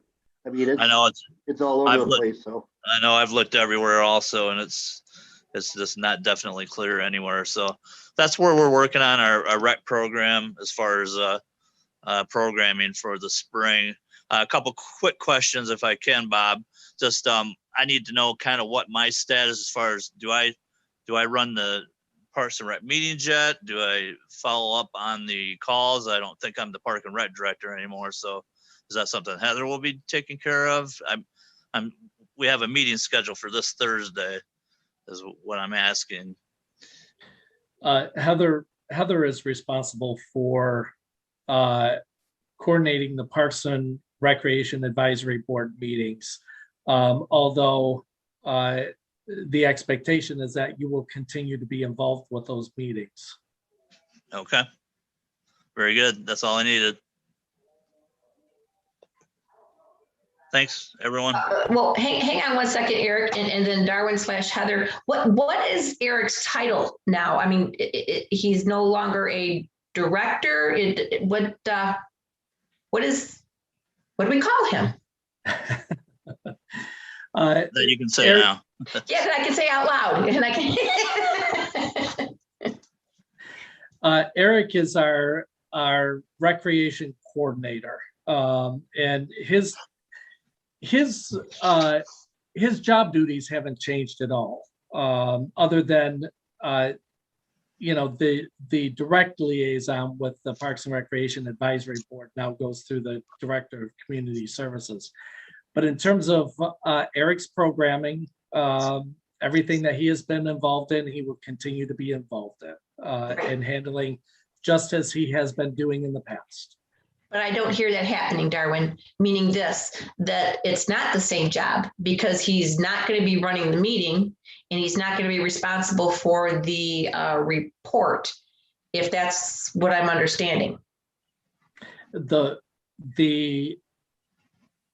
liaison relationship with the Parks and Recreation Advisory Board is now Heather's responsibility as Director of Community Services. Eric's programming duties stay the same. Okay, so programming duties are the same, but the other things have changed. Correct. The direct work with the Parks and Recreation Advisory Board now goes through Heather. Okay, thank you.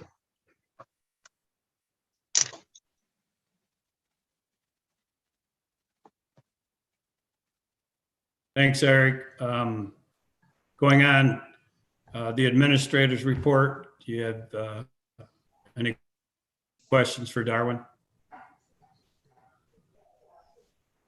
Or do you have any comments, Darwin? Your Honor, I'm just happy to take any questions that council may have. I'm scrolling through this real quick to see if there's anything important for the public.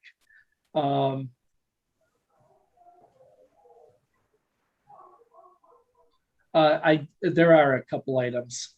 The wastewater treatment plant upgrade project. We did start work on that project the end of March, at beginning of April. Construction equipment staging was completed on site last week. And we are now holding bi-weekly field meetings as well as monthly project progress meetings with our engineers and the contractors. I noticed that I did not include the minutes from the meeting we had last week. So I will get those out to the council and make sure they're posted to my webpage for the public. And Darwin, who's in attendance to those meetings then, Darwin, when you say that? Sure. It is myself and Randy Rattan representing the village, our engineers, Denise Plummer, and other staff from Pogemeyer as needed. And the general contractor, their representatives are participating in those meetings. And when you guys meet, is it there at the village hall, or are you guys meeting there at the actual site? We are meeting virtually, actually. Virtually, okay. Yep.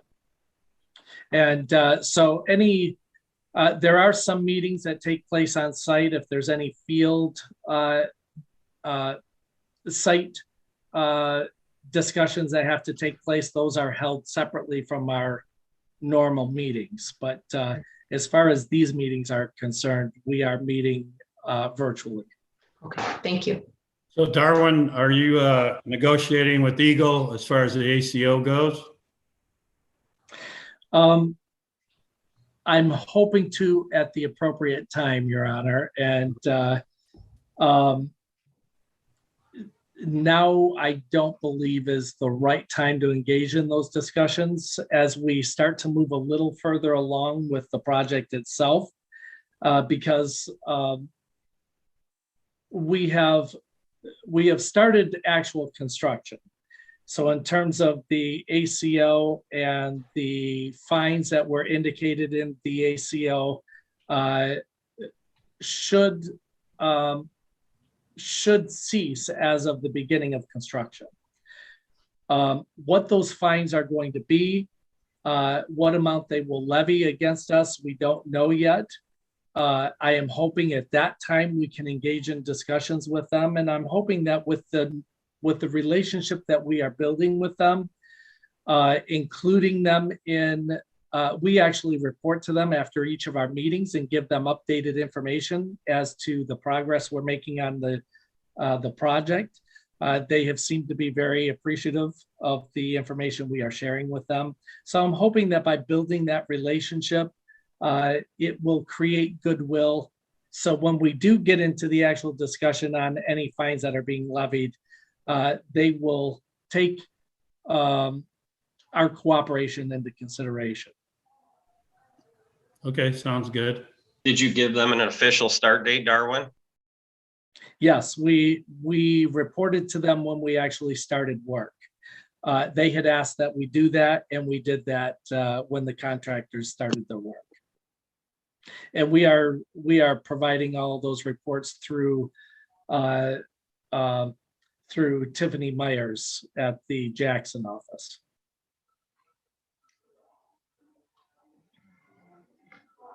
Anything else for Darwin? If not, thanks for your report. I have something, sorry, Bob. You talked a little bit about Steve Shields, the status of Steve Shields. Could you elaborate a little bit on that, Darwin? Sure. So our wastewater treatment plant operator in charge was Brandon Damon. We were contracting with him to serve as our operator in charge. We have to have a licensed operator that has a C license. So we were contracting with Brandon Damon to provide those services. Brandon has resigned that position because he is taking a full-time position with an engineering firm and is leaving the village of Clinton. So his last day is Friday, the 16th. So we had to make other arrangements to have someone, an operator in charge that has a C license. We're very fortunate that we have a member on staff who has a C license.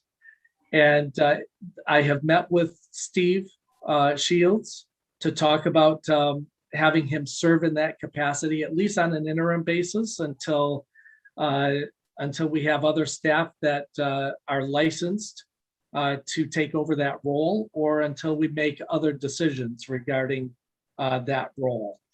Steve has expressed an interest in serving in that capacity, and I am involved in discussions with him on appropriate compensation. Once I have those details worked out, I will be presenting something to council.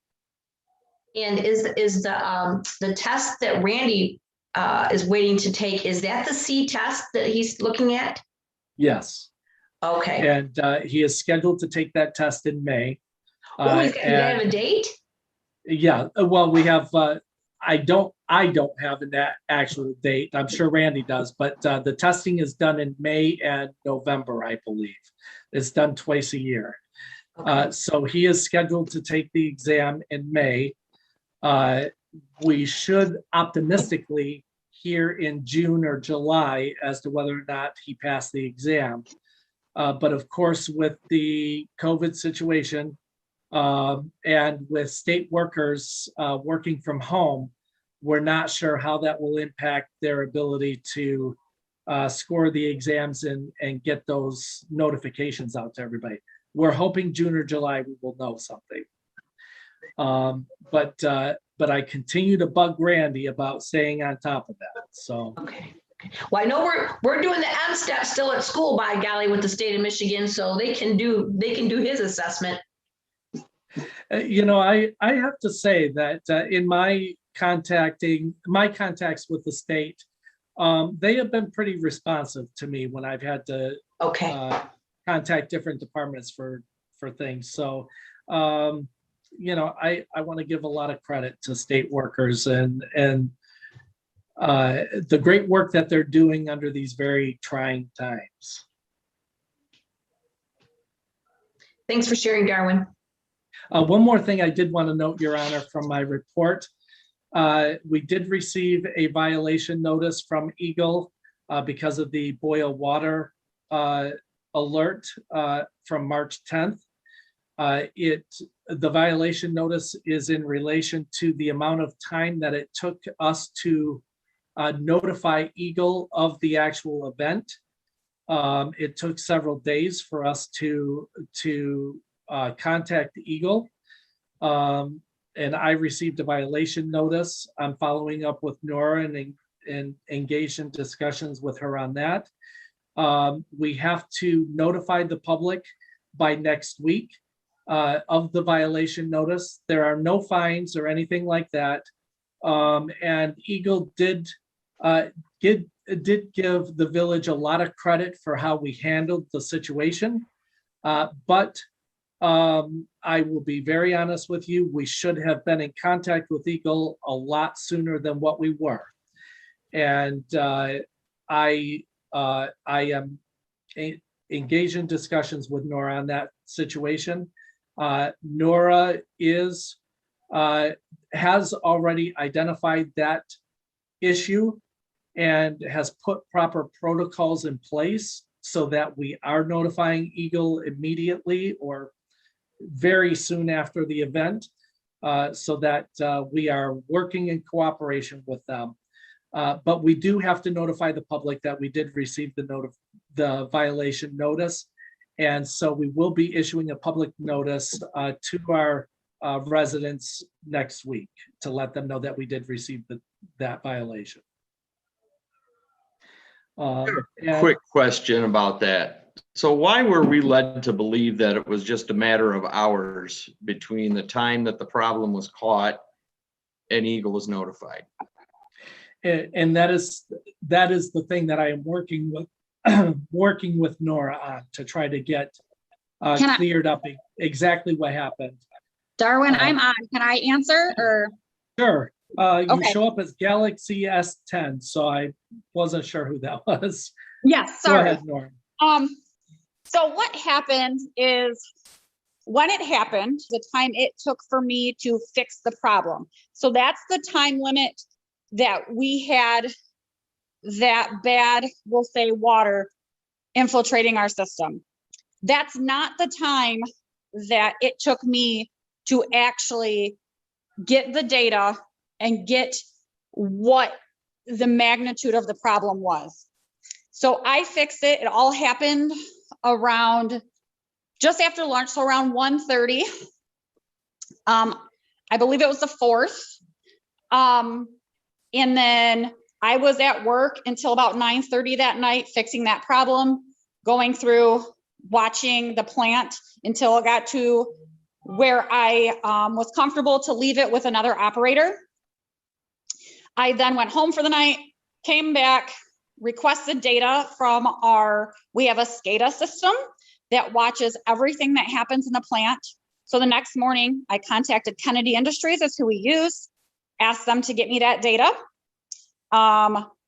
We did not get that data as quick as I would have liked it.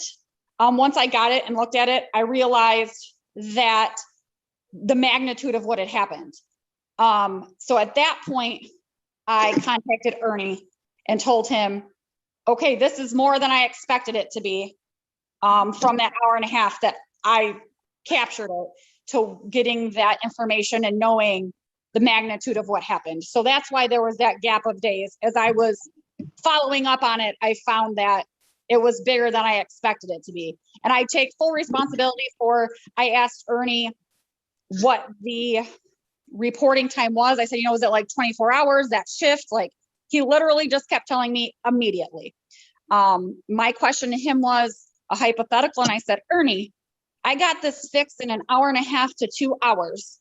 If I literally called you, you know, in a panic saying, I don't know what's wrong, help, we could have magnified that problem. And he agreed. Like Darwin said, he said, we did the right things. It was just me looking over that data, dragging, we'll say the computer company dragging their feet, get me that report, created the difference in days.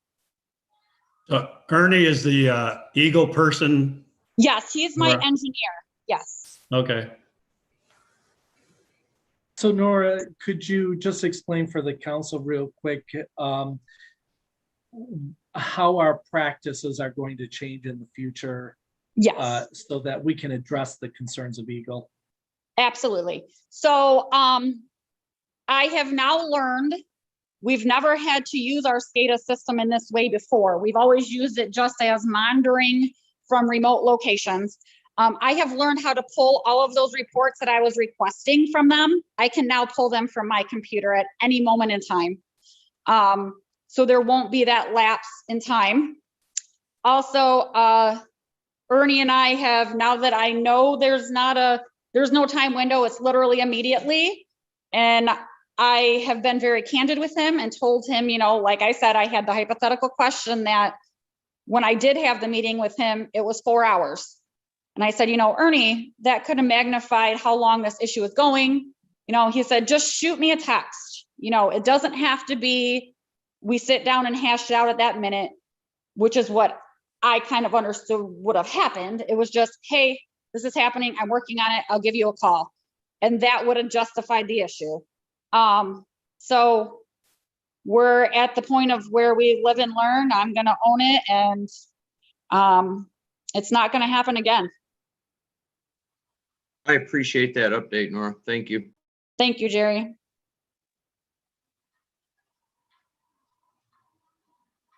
All right, then we're going to be moving on to unfinished business.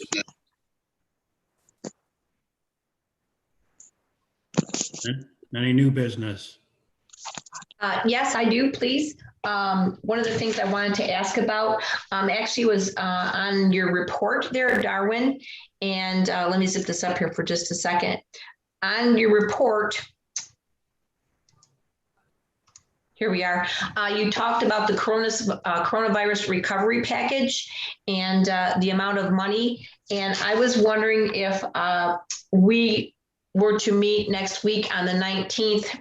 I don't know if we have anything on the agenda for the committee of the whole, but I would like to have that have some discussion regarding what can be done with that money, because my understanding from what you've written, Darwin, is that restrictions are imposed on the use of these funds, but one area where the funds can be used is for water and wastewater infrastructure improvements. And I know that I don't know, Mike, I know you'll know what it's called, that concrete thing that was going to be where Casey's was going to be. I don't know what you call it. I'm sorry. That tunnel, it's not a tunnel, but you know where Casey's was going to be, that one water thing that's 100 years old. Water main? Is that a water main? You know what I'm talking, is that what it is? Water main?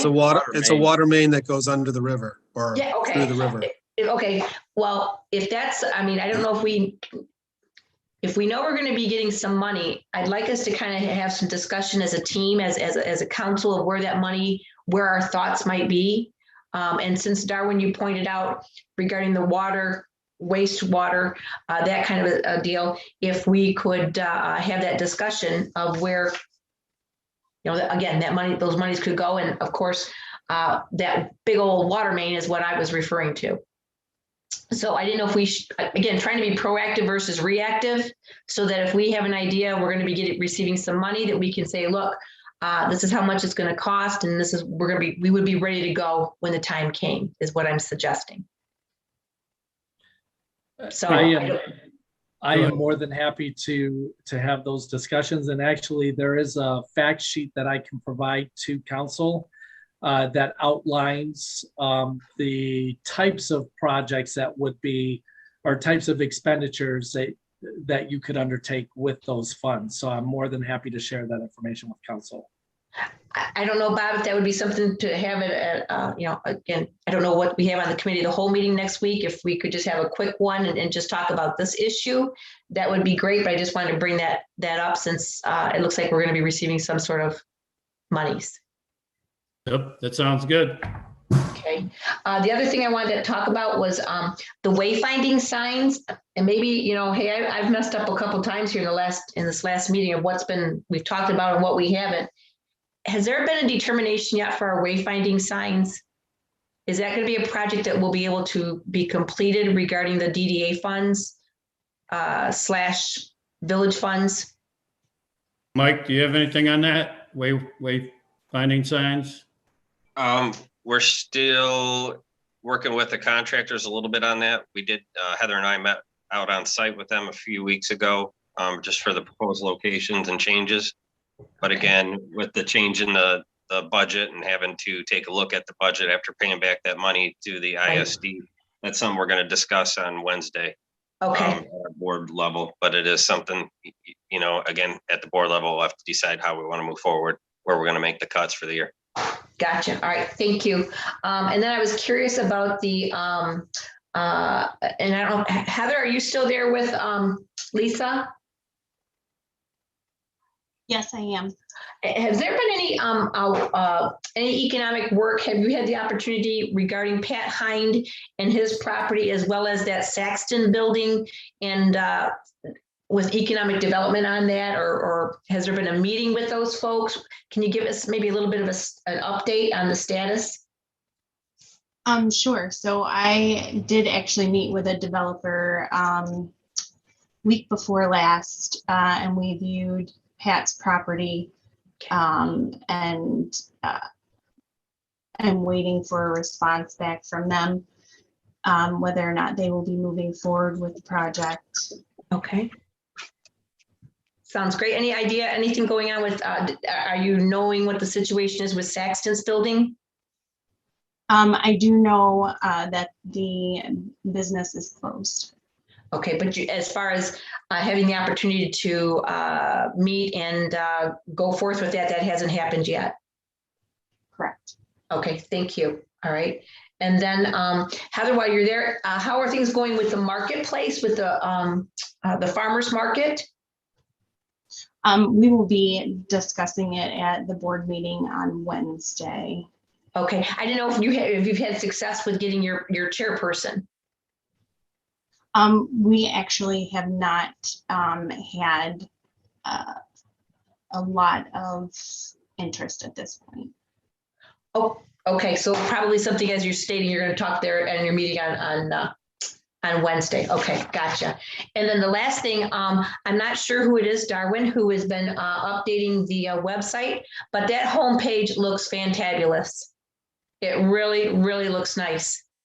It is a collaborative effort among everyone here at Village Hall. Yeah, I'll tell you, everybody's just doing a wonderful job. Yeah, I visited it the other day, and I was very impressed. I love the updates and how you've got that first page coming on there. It's very nice to see. Thank you. Job well done, all of you that have been working on it. Okay, is there any announcements? If not, we can take a motion to adjourn.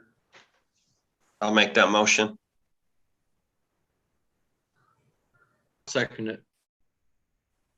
You can call the roll, Lisa.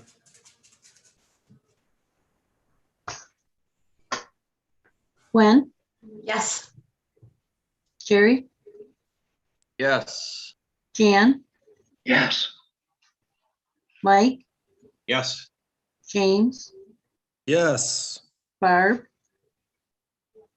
Bob, Yes.